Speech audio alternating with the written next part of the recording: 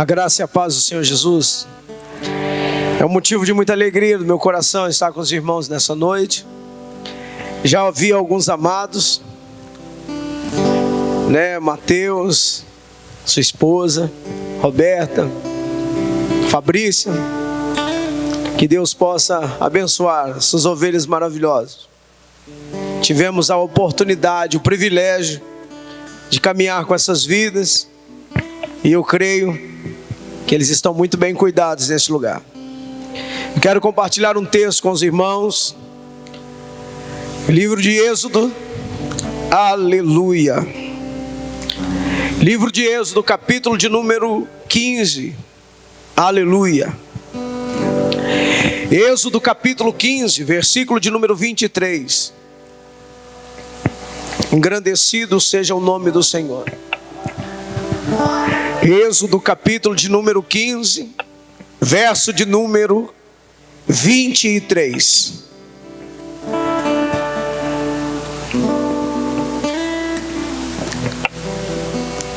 Quem achou, diga amém.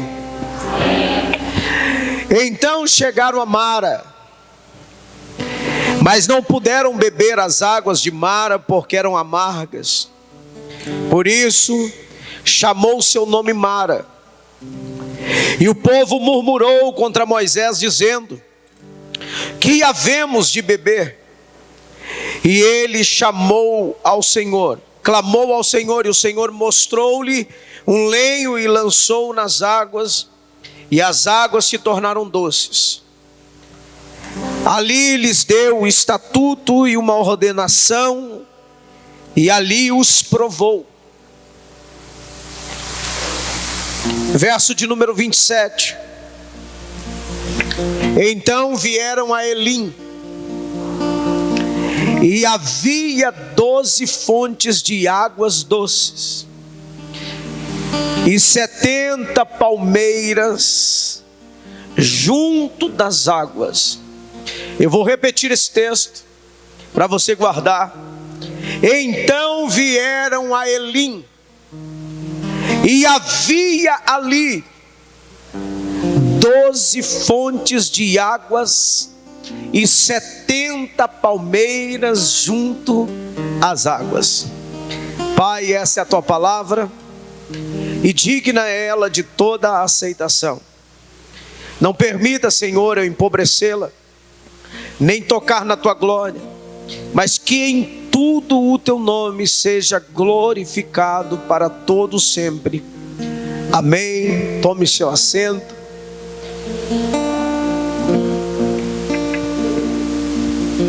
Esta palavra, ela acredito que vai falar muito ao seu coração. Eu estou com meu coração cheio de temor e tremor ao ministrar essa palavra. É normal, mas nós precisamos entender de onde este povo estava saindo.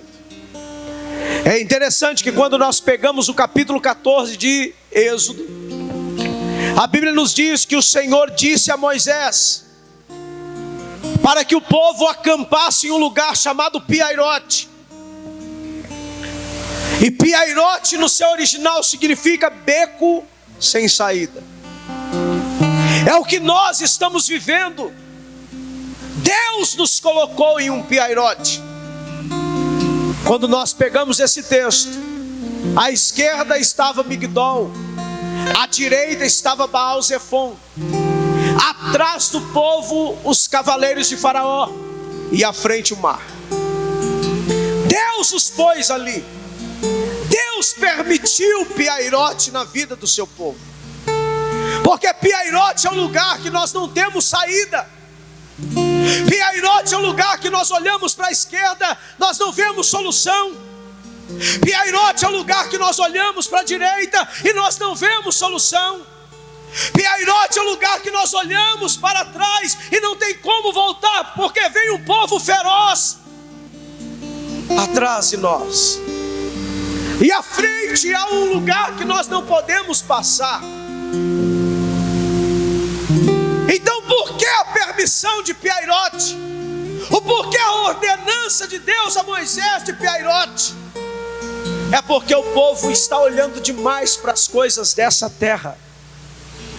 E é necessário com que eu e você venhamos a olhar para o alto, para o autor e consumador da nossa fé, aquele que era, aquele que é, aquele que há de vir. Quantas pessoas nesse momento que estamos passando, Deus precisou colocar o pé no freio para ensinar as pessoas que a nossa visão não é terrena, mas a nossa visão é celestial. Precisamos olhar para Ele. Estávamos olhando demais para as coisas dessa terra, até que Deus permite um piairote espiritual. Deus parou a humanidade. Deus provou que, querido, a saída não está na política. Deus provou que a saída não está na religião. Deus provou que a saída não está, querido, no financeiro, no dinheiro, mas a saída só vem dele. Querido, o socorro só vem dele. Querido, tudo é por ele. Um beco sem saída. É Deus dizendo em meio ao caos: olhe para mim. Em meio ao caos, olhe para mim.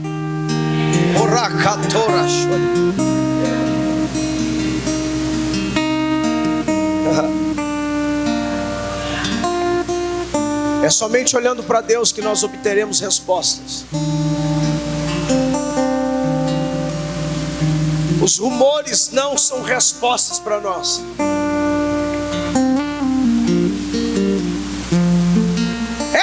Os noticiários de televisão não são respostas para nós. Nunca foi. Porque um salmista certa feita escreve: eu elevo os meus olhos para o monte, de onde virá o meu socorro? E o meu socorro, ele vem do Senhor, que criou os céus e criou a terra. Certa feita em Atos 2, há um de repente de Deus. Deus é um Deus do de repente. De repente um brado do céu soa nos ouvidos de Moisés para o povo. Acampa o povo em piairote. Coloca, somente Deus pode nos colocar em um beco sem saída e depois nos mostrar a saída. Quando nós olhamos para Ele, Ele nos mostra aquilo que devemos fazer. Moisés, por que tu clamas a mim? Toca. Há uma ordenança e Moisés obedece. E agora o povo vai começar a entender um propósito, porque o Deus que nós servimos é um Deus de tempo, um Deus de processo que nos leva ao propósito. Tem muitas pessoas que entrou no teste do tempo, mas não estão suportando o processo, porque Deus não revela o processo, Deus revela o propósito. Diga para o teu irmão: suporta o processo, porque é ensinamento para você. Tem gente que está correndo o processo, sem saber o processo. Processo não é para mim e para você ficar questionando a Deus. Processo é para viver. Deus nos deu um tempo com um propósito, todavia devemos passar o processo. Tem pessoas nessa noite que estão com dor na alma. Lá para caçora mante o que fácil. Ei, tem pessoas nessa noite que estão enfermas, que vieram aqui buscar algo da parte de Deus, mas você precisa escutar algo. Primeiro você precisa ser confrontado para entender que Ele é e o que você também é. Estamos aqui necessitados de um Deus que é soberano, que pode fazer todas as coisas. Todavia, Ele não quer que você murmure dentro do processo. Moisés toca nas águas, e Moisés agora vai tocar nas águas, e as escrituras nos dizem que um vento oriental vai soprar toda aquela noite. E interessante é que eu fui pesquisar o porquê do vento ser oriental e por que soprar toda aquela noite. Então guarde isso. Primeiro, aquele vento não era um vento que Deus o inventou ali naquele momento. Vai vento, não, aquele vento é um vento antigo, é um vento desértico, e ele tinha um nome, e o nome desse vento era Siroco. Guardou aí? Siroco. Não era um vento que foi inventado ali naquele momento, era um vento já antigo, porque era um vento desértico. Ei, pela obediência de Moisés, Deus vai lá do outro lado mudar o curso de um vento por nome Siroco. Esse vento era quente e era um vento forte. Era um vento forte para abrir o mar, e era um vento quente para secar o fundo. Pela sua obediência, Deus não mexe aqui primeiro. Pela sua obediência, Deus mexe lá do outro lado. Deus prepara tudo do outro lado. Deus está mudando o curso de vento. Deus está mudando o curso de tudo. Ei, querido, por minha e por tua causa, por mim e por tua obediência, nós só precisamos permanecer. E após o vento soprar toda aquela noite, o povo entra em mar adentro. Todavia, agora a nuvem vai mudar de lugar. Aqui que nós precisamos entender, há uma mudança. Aquela nuvem que estava à frente, ela passa para as costas. E eu acho que você vai pegar isso agora. Por que é para as costas? Tem alguém que já vai entender isso aqui. Porque lá em Piairote alguém estava atrás de você. Então agora, quando Deus abre a porta para você passar, Deus muda de lugar, mas você não pode mudar. A nuvem muda, ela sai da frente, ela vai para as costas. E a Bíblia diz, não sou eu, que aquela nuvem para Israel era claridade, mas para os egípcios ela era escuridade. Quem estava na frente estava com o seu caminho iluminado, mas quem estava atrás do povo de Deus era escuridão. O que é isso, pastor? Simples. Simples. O povo de Israel não andava mais do que 4 quilômetros por hora. O povo de Faraó andava aproximadamente, com as suas carroças e cavalos, de 46 a 48 quilômetros por hora. Quem estava mais rápido? Os pés dos inimigos estavam ligeiros. Mas segura aqui, ó, presta atenção. Deus está fazendo isso comigo e com você, nos impulsionando para o outro lado. Eu vou falar de novo. Deus está nos empurrando, clareando os nossos caminhos mar adentro. O mar não está lamacento, o mar está seco, porque o vento veio e secou. E Deus está te empurrando para a sua vitória. Deus está te impulsionando para atravessar para o outro lado. E Ele está segurando, freando o teu adversário. O adversário pode até estar sentindo o teu cheiro, ele pode estar até perto de você, mas ele não está te achando, porque tem alguém entre você e aquele que quer a tua vida.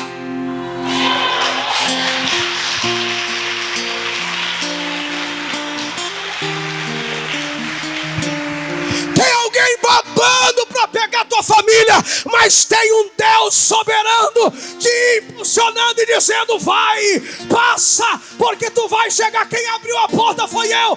Eu seguro o teu adversário.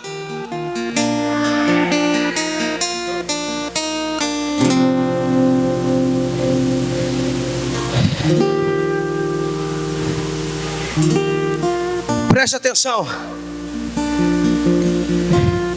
Disseram a Moisés: olha que povo ingrato.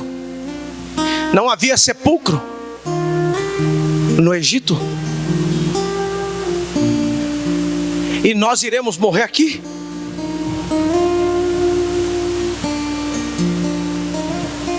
Não é essa palavra que temos falado no Egito, dizendo: deixa-nos que servimos aos egípcios? Pois que melhor nos fora servir aos egípcios do que morrer no deserto. Deserto não é lugar de morte.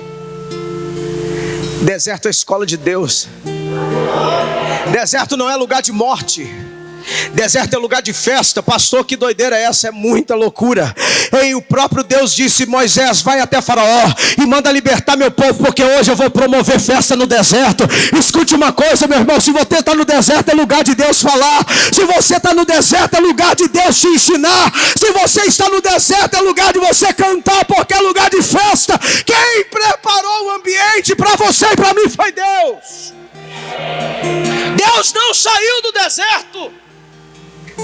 Deus estava com o teu povo lá. Deus não livrou Daniel da cova, mas livrou Ná. Deus não livrou Ananias, Misaías, Azarias, Sadraque, Mesaque e Abednego, dizendo melhor. Ananias, Misael e Azarias. Deus não os livrou da fornalha, mas Ele os livrou na. Deus não vai te livrar da, Ele vai te livrar na prova. É porque na prova, meu irmão, ninguém vai passar uma prova sem aprender com ela. Toda prova que passamos é um ensinamento do eterno para nossas vidas, e nós precisamos aprender. Verso 13, porém, Moisés disse ao povo: não temais, estejais quieto e vede o livramento. Eu vou repetir: não temais, estais quietos e vede o que o Senhor, o livramento do Senhor que hoje vos fará, porque aos egípcios que hoje viste, nunca mais os vereis. Olhe bem para o teu irmão e diga para ele: o Senhor pelejará por vós. Mas diga para ele: fica quieto. A ordem de Deus é: Moisés está dizendo: o Senhor pelejará por vós, mas vós calareis. Você que está sofrendo afronta, cala. Estão falando mal de você, cala. Deus não mandou você responder. Deus não mandou você questionar o porquê estão falando de você. Essa não é a ordem de Deus. A ordem é: eu vou pelejar, mas cala. Porque se você falar, eu não falo. Se você fizer, eu não faço. Então fica quieto, porque quem vai fazer sou eu. Sabe por quê? Porque se você tentar fazer, você está querendo glória e honra. Mas se você calar, você vai dar honra e glória para mim, e eu faço perfeito. Fica, cala. Então disse o Senhor a Moisés: diga aos filhos de Israel que marcha. Sabe o que Deus está dizendo? Pisa firme. Pisa firme. Tem algo acontecendo na tua casa, pisa firme. Tem algo acontecendo no teu casamento, pisa firme. Tem algo acontecendo no teu trabalho, pisa firme.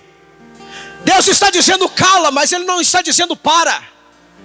Deus está dizendo: olha, eu vou pelejar, mas Ele não está dizendo senta e espera. Ele está dizendo pisa firme. Existe um inimigo que tem que ouvir tuas pisadas. Escute uma coisa: não é a tua voz, não é a tua justificativa, é você pisar firme, é marchar. Você é soldado dele. Passaram o mar, e eu quero correr, que eu preciso falar algo do que Deus fez na minha vida. Passaram o mar, chegaram do outro lado, mas a Bíblia diz: e viu Israel que a grande mão que o Senhor mostrara aos egípcios. Israel viu a mão de Deus para com os egípcios, mas Israel também viu a mão de Deus para com eles. Você verá a mão de Deus para com tudo aquilo que tem te trago tristeza e angústia. Mas você verá também a mão de Deus te impulsionando e te levando para os outros lados. Moisés agora vai cantar. Miriam agora vai dançar. Deus,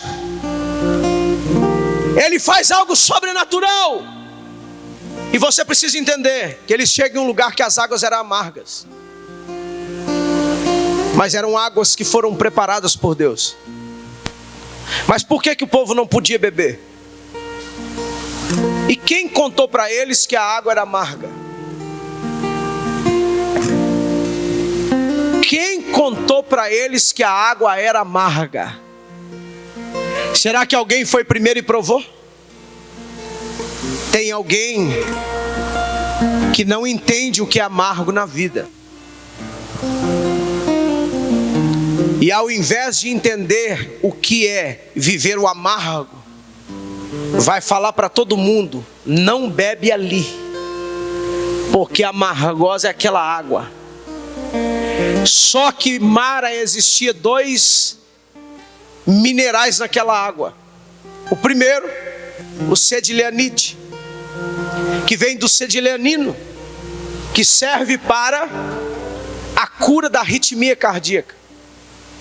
E segundo, existia o magnésio naquela água, que serve, ou seja, o sulfato de magnésio serve para curar o estômago. Por que a água era amarga? Porque estava vindo um povo doente do Egito, doente de coração, e precisava de cura. Doente de tanto comer coisas do Egito, que precisavam de cura. Mas a murmuração mudou o processo. A sua murmuração pode mudar muita coisa. Muita coisa. Não murmure do amargo, porque nem tudo que é amargo na nossa vida é ruim. Quem aqui teve o problema de fígado, já provou do boldo. E quem aqui chama o irmão ou a irmã para tomar boldo em casa? Ninguém. Porque boldo é ruim, boldo amarga, mas ele cura. E nem tudo aquilo que é doce em nossas vidas é bom. Tem muita gente que você acha que é uma doçura, mas no fundo ali é um veneno para a sua vida.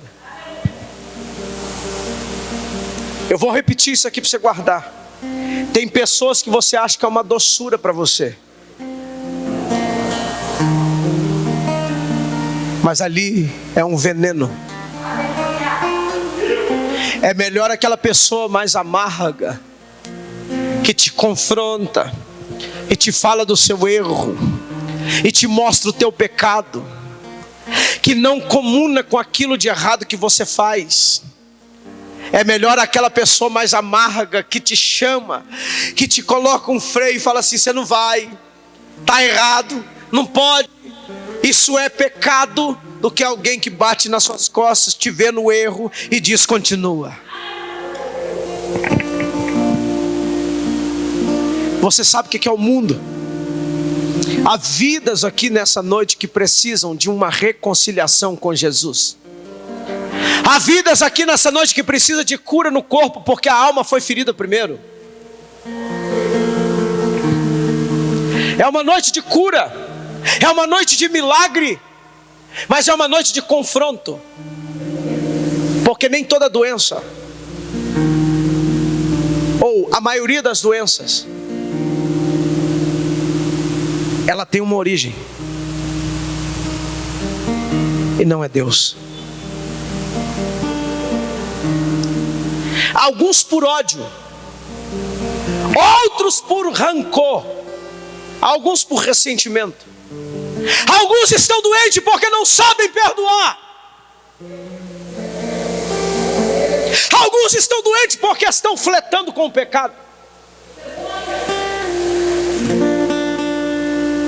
Alguns estão doentes porque deixaram de olhar para Deus e olhar para o próximo. O que você vai achar em mim? Um monte de defeitos. Mas se você olhar para o alto, você vai conseguir olhar para mim e ver Ele em minha vida. Alguns não receberam as suas bênçãos ainda. Pastor, por quê? Porque você ainda não deixou Deus te preparar. Ah, não, pastor, porque Deus está preparando. Não, a bênção já está preparada, mas ela está preparando o meu e o seu caráter para receber. Há pecados nessa noite que precisam ser confessados. Há vidas nessa noite que precisam de se consertar com Deus.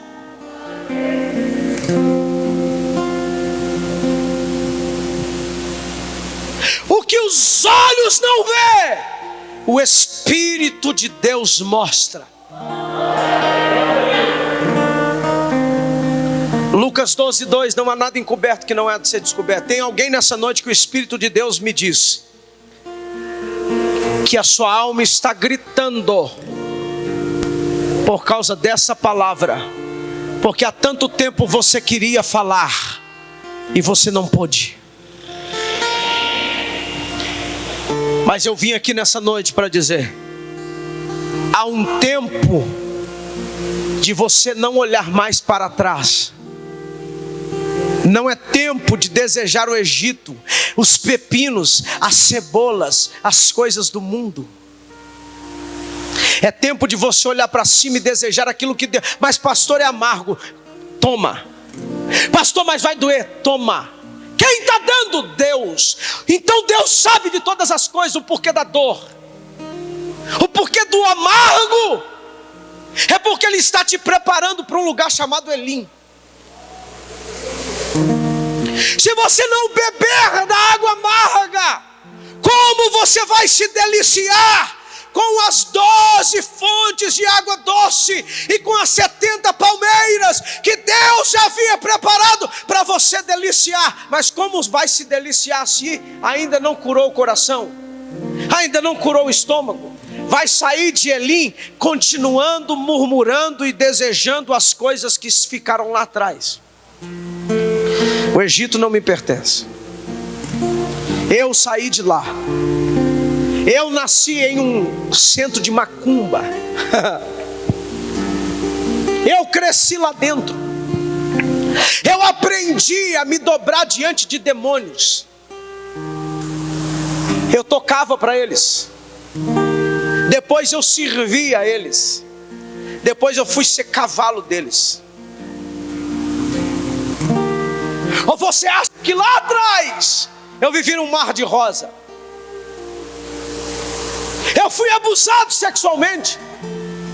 Eu fui para o homossexualismo.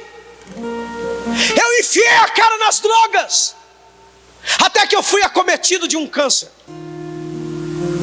Tinha carro, tínhamos sítio, tínhamos dinheiro, mas éramos vazios de Deus. Você que está sentado aqui, você pode ter tudo, mas se não andar com a presença, você é o mais pobre da face da terra. O que nos enriquece não é aquilo que temos. O que nos enriquece é aquele que em nós entrou. É a presença. Ei, você não é homem de Deus porque você tem coisas. Você é homem e mulher de Deus porque na cruz Cristo te fez alguém. Jesus não veio para nos fazer rico, mas Ele veio para nos fazer salvo.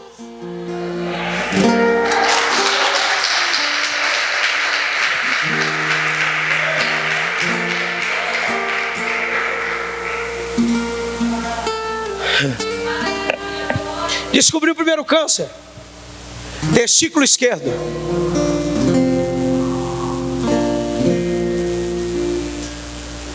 Me mandaram para um cirurgião. Fiz alguns exames e ali marcaram a cirurgia, tiraram o testículo com tumor e pesou 375 gramas.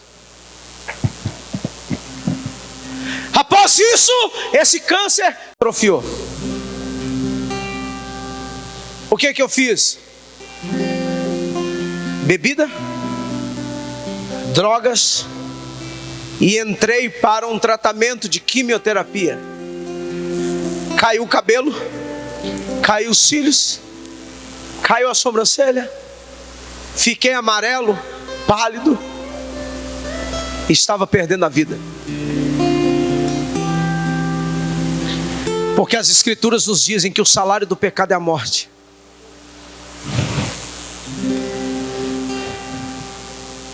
Mas o dom gratuito de Deus é a vida eterna em Cristo Jesus.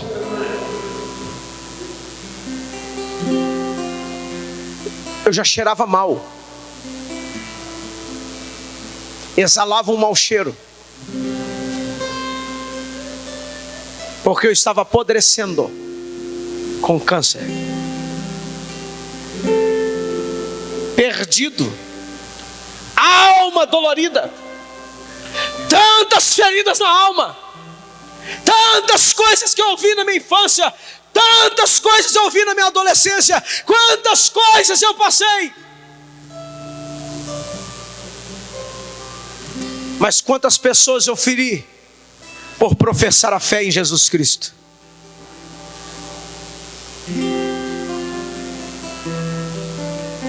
Até que um dia Ele me pegou. Escuta isso. Se tem alguém na tua casa, ou se você está aqui assentado, escuta. Você pode correr, acelerar. Vai existir uma curva que Ele vai te pegar. Ele vai pegar os seus. Se o homem descer ao inferno, Deus arranca o homem de lá. Se o homem descer às mais profundezas do mar, Deus manda um peixe buscar. Se o homem subir ao céu, Deus o derruba. Para onde iremos nós? Quem pode fugir de Deus? Escuta essa, jovem. Até quando você vai fugir dele e não vai voltar para a casa do Pai? Ele já te viu, te contemplou e te pegou. Deus quer salvar nessa noite. Deus quer salvar nessa noite. Alguém que estava desenganado pela medicina, um dia bêbado, até aquela senhora que está lá na porta me fez lembrar. Quando eu olhei para ela, me fez lembrar. Eu bêbado em um bar, canceroso, doente, fedendo. Alguém passou e disse: tem uma senhora na minha casa e ela é crente, vamos lá. O Espírito de Deus me fez abaixar a guarda. Hoje eu entendo isso.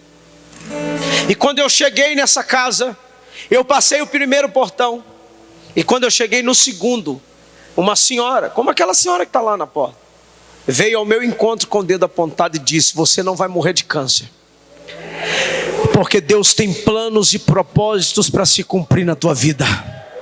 E eu vou orar por você, e em nome do meu Jesus você vai ser curado. Escute uma coisa: o nome dele continua tendo poder. Me fizeram um convite, e esse convite foi: olha, nós vamos fazer uma viagem, você quer ir com a gente? Eu fui para essa viagem, e chegando lá, eu observei alguém, que eu vou te contar a história dela. 10 anos orando, pedindo a Deus um varão. 10 anos. E Deus deu um varão para ela. Torto, quebrado, canceroso e tantas outras mazelas. Como essa mulher olhou para mim? Com os olhos carnais ou com os olhos espirituais? Tem muito jovem que quer namorar, mas está caçando Raquel. Tem muito jovem que chega na igreja e ele olha para as menininhas lindinhas da igreja.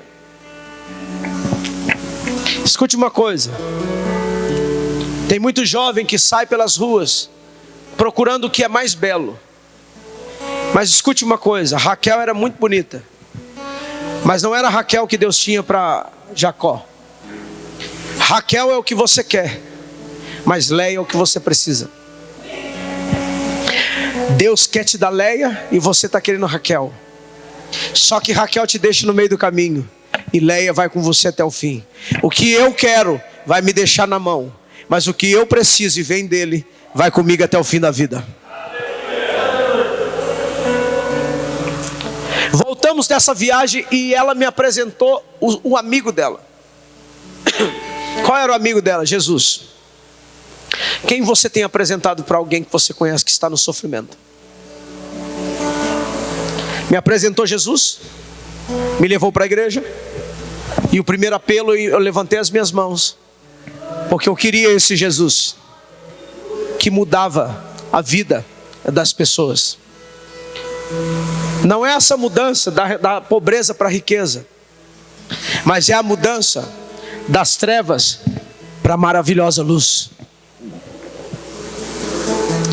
A partir do momento que eu compreendi quem Ele era, eu me lancei em seus braços, porque eu entendi que somente Ele poderia me segurar. Ninguém aqui tem força para segurar na mão dele. Não é segura na mão de Deus e vai. É, Senhor, segura na minha mão e me leva. Não temos força para isso. Precisamos entender o propósito de Deus. Precisamos nos arrepender nessa noite. A igreja precisa chorar. A igreja está precisando de lágrimas e não de murmuração. Está quente aqui dentro. Os ventiladores estão... Não, está muito fraco. Não é isso que Deus quer ouvir de você. Está quente, glória a Deus, porque o calor vem dele.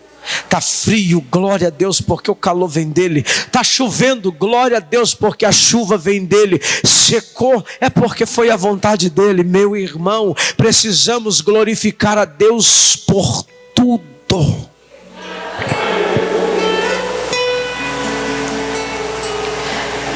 Saiu a minha cirurgia. Eu já estava caminhando para ser crente. E eles marcaram a cirurgia para tirar o meu rim esquerdo, que estava parado e atrofiado. E nessa sala de cirurgia, eu passei por duas paradas cardíacas. E tive uma experiência maravilhosa com Jesus. Eu estava fora do meu corpo, em pé sobre a minha cabeça, e os médicos mexendo no meu corpo, Dr. Eliseu, Dr. Rony Quirino e Dr. José Eduardo, que era o oncologista da quimio, da rádio e o cirurgião, e eles trabalhavam, eles mexiam. Entra um médico pelo bloco, passa pelas portas do bloco cirúrgico, e ali ele começa a ensinar os médicos, e eu fiquei assustado com aquilo, eu fora do meu corpo e vendo ele ensinar os médicos, que eu conhecia. Os médicos que eu tinha confiança neles. Entra um homem que eu nunca vi para ensiná-los como lidar com o meu corpo. E depois que ele ensinou, que ele tocava onde os médicos tocavam, ele sai do bloco. E antes de sair do bloco ele olha. E quando ele volta para sair, eu entro para dentro do meu corpo. E quando eu chego em uma sala, que eu acordo, eu vejo muitos médicos desesperados, porque o meu rim que estava parado e atrofiado agora estava perfeito. Quem é que me deu um rim novo? Somente Deus pode fazer aquilo que a medicina não pode. Somente Deus pode fazer para você aquilo que o homem não fez até hoje. Somente Deus pode abrir uma porta que o homem não pode abrir. Somente Deus pode transformar, curar, restaurar e salvar. Ele é Deus.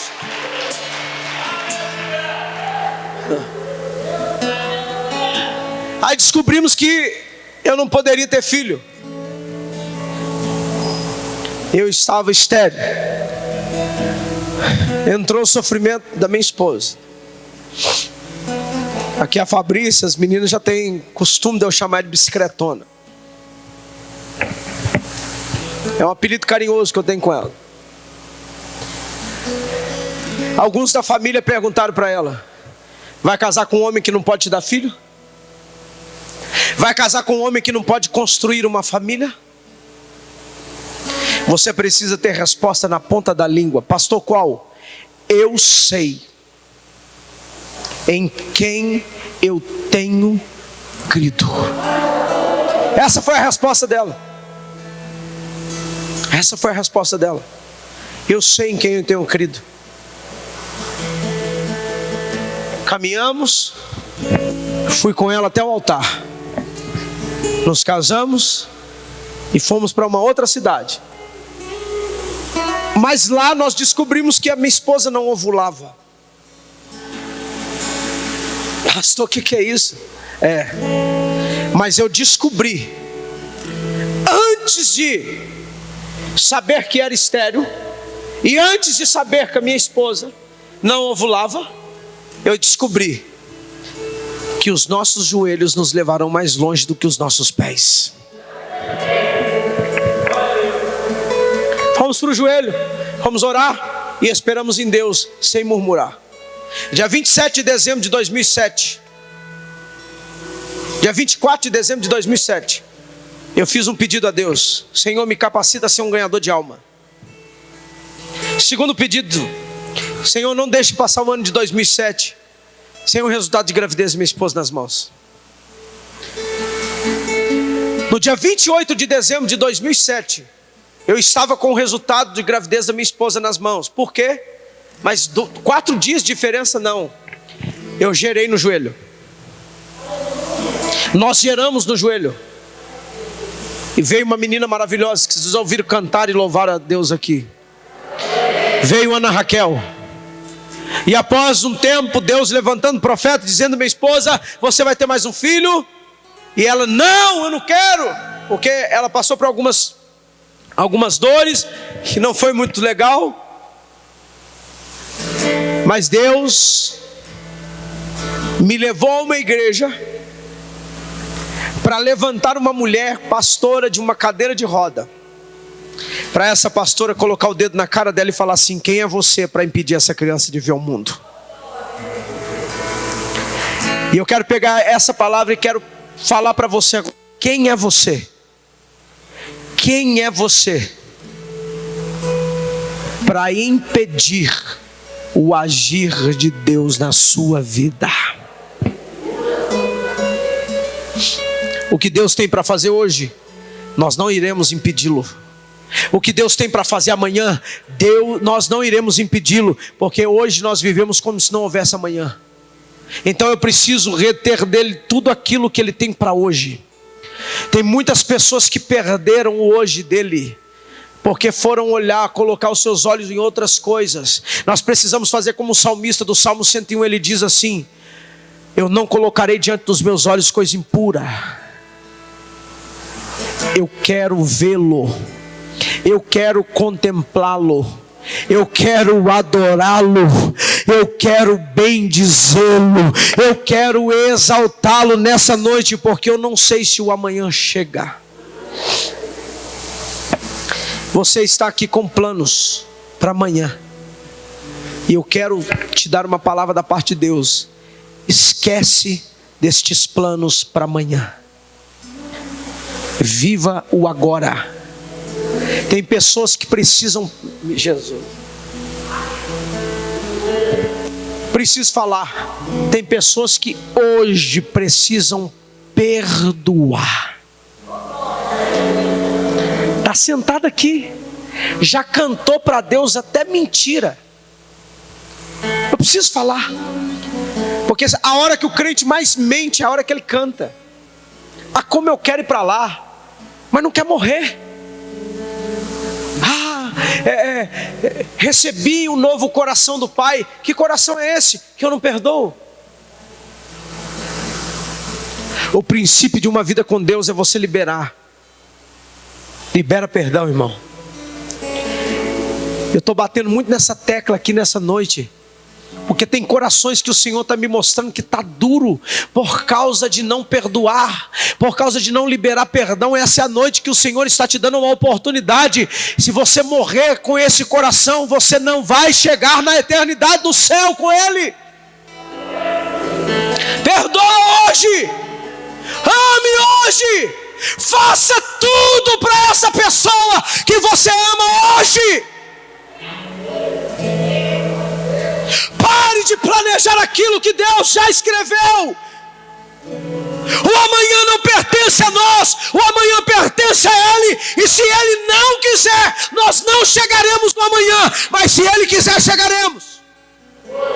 Mas o hoje é perdoa. O hoje é chega perto. O hoje não é ficar em casa. Não é abraça, ame, perdoe.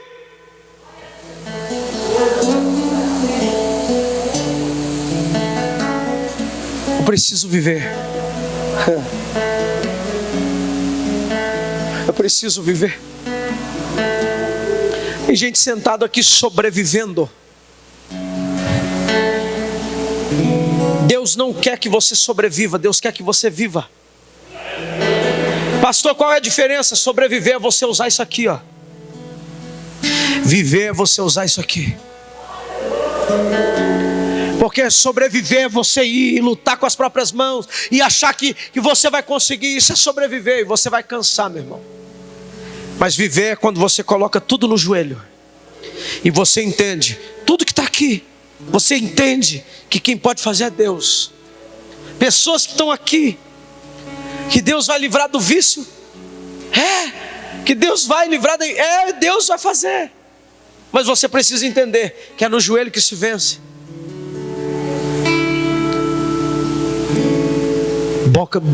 Jeremias, Lamentações diz: coloca a tua boca no pó, porque haverá esperança. Porque a medicina disse para mim, não se cumpriu diante ao que Deus já tinha estabelecido para a minha vida. O que muitos estão falando para você não está nos planos de Deus. Não é a voz do Senhor, é a voz de Satanás. Ele é milenar. Ele conhece as Escrituras mais do que eu e você. E ele precisa entender muitas coisas que somente eu e você entendemos. Porque ele não tem a revelação, mas eu e você temos. Ele não tem chance, ele não tem razão, ele não tem perdão, mas nós temos.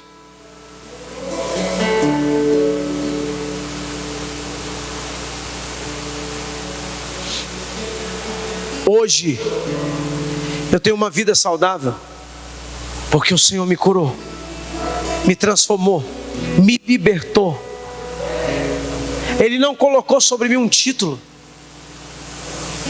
ao qual muitos querem conquistar. Ele colocou sobre mim uma incumbência de servir. É só isso. Quem é que é maior? O que serve? Ou o que está aqui sendo servido? Jesus disse: eu sou como o que serve. Jesus quer transformar, Jesus quer curar, Jesus quer restaurar nessa noite. Mas escute, a ordem de Deus é, e continua sendo: arrependei-vos. Arrependei-vos. Pastor, por que tantas coisas estão acontecendo? É porque você tirou os olhos da promessa. Quais são os olhos? Aonde estão os meus olhos? Aonde estão os teus olhos? 1 João capítulo 2, versículo de número 25. Essa promessa tem que estar com os meus olhos fitos nela. E essa é a promessa que Ele nos fez: a vida eterna. E essa é a promessa que Ele nos fez: a vida eterna. Nada além disso. A vida eterna. Eu preciso almejar o céu.